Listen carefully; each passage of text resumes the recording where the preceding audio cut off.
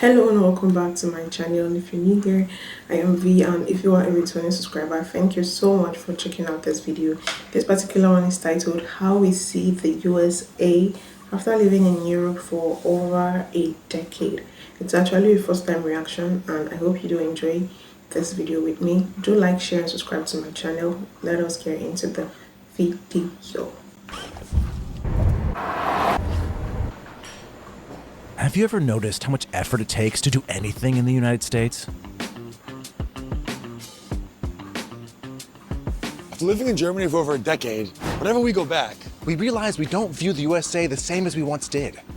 even mundane things like buying some food require more planning, effort, and time than you might think. Here in Berlin, say I need just some bananas. I don't need to wait until the next time I do a big shop. Chances are you don't live more than a 5-minute walk from your nearest grocery store. Done. There's no 10 minutes in the parking lot. There's no sitting in traffic. And I get my steps in. But it's not just about driving. It's about how we feel when we're around Americans, something that was once part of every day. With the emotional distance of being in Europe for 13 years, we're asking ourselves, How have our feelings about the United States changed? whenever I land back in the United States and I get off the plane, there's this overwhelming feeling that I always have of, familiarity, but also unfamiliarity, a bit of dread, excitement. And I think that anyone who's ever lived abroad and visits their home country can totally relate.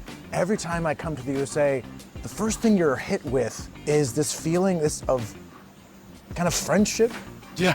Yes. And the moment you talk to that border guard, instead of just going through your paper and just be on your way, he literally says, "Welcome home. Hey, how you doing? How was your trip? How's it going?" Or in Germany, that's kind of say, and they move you along. They look at your documents, they say, "Get out of my face." So I feel like in the States it's more personal, whether that be a positive or negative, but at least it's a little more personal. It's not something you get in Germany. How I see the USA in that respect is you feel like you're part of a community. You're probably saying, oh, politically, that's not the case in the US anymore. But I'm not talking about politically. Because, when you bump into a guy in the street and you're talking to him, you don't know who he voted for or why. That doesn't matter at that point. Whether it feels fake or real, that is something that I do 100% experience when I'm in the States. I'm sure all Europeans don't want to hear any more about the American friendliness because I know a lot of Europeans, they look at it as if it's fake. They're not actually your friend. How could they be your friend so quickly? When I first moved to Berlin, I wanted to meet people, and so I decided to go to a bar. I went around 6 p.m., went home at 12. I went to like 6, 7 different bars, and I came home that night meeting nobody. That is not a great feeling, especially when you're young, you're trying to find yourself in a new city, in a new country. And after only a week, I really thought, I'm gonna go out and I'm gonna have this grand old time, just like I can do in the States. But I went home feeling fairly lonely for my first week. I have a positive outlook for the people. Forget the politics, forget all that. I have that outlook for the people, and that is what makes me smile, is walking around, having people who aren't afraid to talk to the person standing next to them or to come up and, you're out there, you're filming a YouTube video on the street. They walk up, "Hey, what are you doing? Can I watch? This is so interesting." Whereas in Germany, people tend to stay away from each other and, try to, and kind of eye people passive aggressively from afar instead of going up, "Hey, what are you doing? What are you up to? This is interesting." Whenever I go out, even with my I feel Germans, don't have a lot of time to waste. Like, before they even step out of their house, they already have their day planned and, everything planned out. So, I feel, that is my opinion too, that when you don't have anything to do with your time, like, you have a lot of time to waste. You have a lot of time to, just stand and say hi. Can I watch you? But if you have like an appointment or you have something very important that you're catching up with, you'll not have that time. And that is similar with Germans. friends. Always in the back of my head, you think, I'm able to meet someone cool tonight, even if it's an hour or 10 minutes, 5 minutes. I have a cool conversation with a stranger, and that's kind of the spice of life, is meeting new people and hearing their stories. And you don't get a lot of that living here in Berlin. My wife even says that when I'm visiting the US, I'm kind of a different person, but in a way, she says I'm about like 10% more outgoing and 10% more friendly. My personality can change whether I'm in the United States or in Germany. Not what I mean who I am as a core human, but even how I interact with other people. In Germany, I'm also very comfortable here, of course. It's been a long time. My German's not perfect.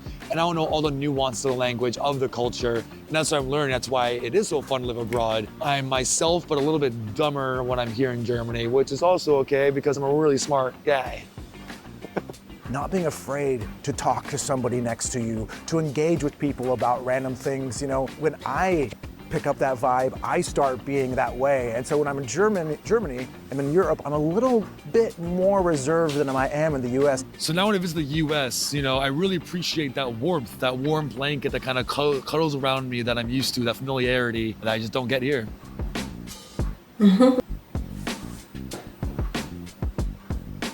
One of the biggest things you look forward to as an American is your 16th birthday. You get your real driver's license, which Right. is like the most exciting thing. You get your freedom. You love your first car, whether it's a 1992 Corolla, 95 Ford Escort. or 95 Ford Escort. Yeah. So the car becomes a big extension of you as a human. In general, you need the car to go everywhere. To go to the doctor's office, to go to school, to go to work, to go buy AA batteries. It's a whole process. You gotta buy something, let's get in the car, check the mirror, do the whole thing, drive half an hour, now you're at shopping. Unless you live in the few exceptions like Chicago, New York, or maybe Portland. Boston, maybe. Yeah, but those are not the rule, those are exceptions to the rule. Living here, that all kind of changed. You get used to public transportation, you get used to the train, the tram, the subway, the S-Bahn. You know within a stone's throw of your house and your destination, there is some form of a train that is gonna get you there. This takes a lot of stress off of you because there's so less to think about and someone else is taking care of it for you. You can sit back, read your book, and all you have to do is just get off at the right stop. Now, when I go back to the US, I hate cars. You forget how tied down you are because of the car, and it affects you in many ways because your stress levels go up because planning is now huge in terms of doing anything. Like you're gonna go out with your friends to a bar. Let's go to this bar, let's go to this restaurant. Where are we? Where are we gonna meet? Who's driving? Who makes sure they have a DD, a designated driver, so they get home safe? And it just adds a lot of stress to my life every time I'm in the States, having to just worry about other people and then having to worry about how I get home or how much money I have to spend on Uber.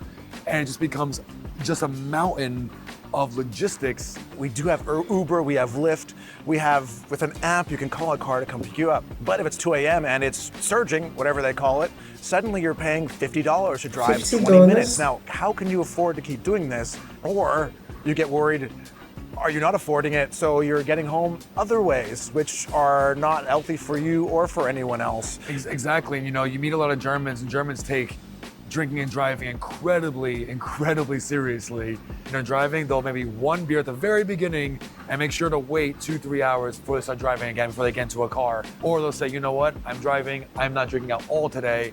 And Wow, that's nice. I think life is safer in Europe, in Germany to be specific, okay? Because, with this mentality, even though, like, if you have 4 friends in a bar, you know that even though the other 3 get drunk, one person is still okay, sound to take every other person home, unlike other places where some persons don't matter, like they don't care, don't really care, they all get drunk and risk driving home. I think the chances, of going out, having a drink with your friends and going home safe is higher in Europe, Germany, than other places. I don't see that same culture when I'm in the States at all. But like Alex, Jeff, we need to drive in America. Of course, we don't have good public transport. We don't have these things. And of course, I get that. I live that. The States was built around the car in the suburbs. And you have these, shopping areas and living areas. And you can't have them together. I feel more and more as I'm in the Really? US, how disjointed it is, how separate everything is. Whereas in Europe, you have shopping and you have residential combined. I mean, you have the stores just as the ground floor under of the apartment buildings. You have apartments above, Wow. and it creates much more of a sense of community. The moment I walk out my front door, there's life. Because everybody's around, they're going to cafes, they're going shopping. So every time in the States, I get extremely frustrated where I have to just pick up one little thing. This turns into a 20 or 30 minute round trip of getting in the car, getting out of the neighborhood, driving down one of these big roads. I think if you live in the United States, you know what I'm talking about. I think every small town or town has this. It's a long road, and on either side you have about, I don't know, 100 meters of just parking lot, and then eventually, way in the distance, you have a long row of stores, strip malls. No walkability, no way to just pick up what I need to from home by walking there and coming back. I just want people to know, especially in the US, I know these aren't your fault. This urban plan was set up long before most of you were born. It has nothing to do with you. This was back when it was decided that cars and the highways are now going to be the way we do things. So you all got stuck with it. You could fix these problems with a tram, with a little subway, even in small areas. It could happen. And I personally want to live my life in the easiest way possible. Living in a city where I don't need a car, I can walk places, I kind of have that. One thing I'm completely used to living in Germany, living in Europe, is walking everywhere, being out in the fresh air, being able to just go from A to B in a few minutes by a walk, you know, and just feeling healthy, being out and about. And that's something that hits you with all the driving in the USA, is walking is hard. Now, my mom loves a good walk, and she does several outdoor walks every day. You can find paths and, you know, figure it out, but a lot of times in the US, going from your house to where the stores are, walking is kind of impossible or extremely dangerous. Because they're about this wide, and at random points they just end in the middle of nowhere, and you're kind of stuck because, again, they didn't expect anyone to actually use the sidewalk, because why would you? If you were a cool, normal American, you'd be in your car. And it just makes things easier. I don't have to plan as much, and life is just easy. At the end of the day, we've learned that after living abroad for so long, it's okay to have a complicated relationship with your home and your new chosen home. Exactly. Life's not good or bad, black and white. It's a spectrum. It's a million shades of gray. And everyone with that, please stay safe, stay healthy, and of course, stay thirsty. That's it. Guys, I think you should check out their channel, AGDW, an expat journey. Okay, so yeah, they talked about so many things. You know, one thing I always keep emphasizing on my videos is, you know, the ability to walk around.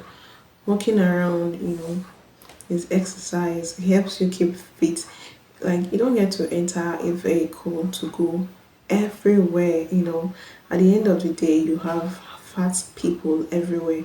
Thank you so much for watching my reactions today. Like, share, subscribe to my channel for more videos like this. And see you in my next video.